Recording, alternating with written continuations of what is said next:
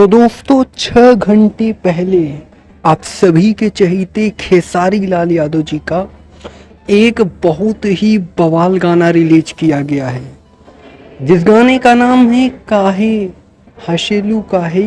इस तरीके का गाना है और बहुत ही बवाल और शानदार गाना है। दोस्तों आपको इसका गाने का डाटा बताने वाले हैं कि 6 घंटे में इसमें कितने व्यूज प्राप्त हो चुके हैं।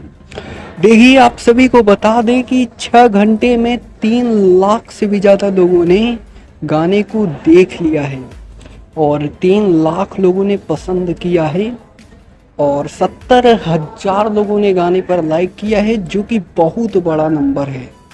इतने लोग मात्र 6 घंटे में लाइक कर दिए हैं और यह गाना मिलियन भी क्रॉस कर जाएगा कुछ ही घंटों में। कुछ यही जानकारियाँ निकल कर आ रही थी। हमें लगा आप सभी भाइयों को बताना ज़रूरी है और हमने कोशिश किया आप सभी को जानकारी देने के लिए।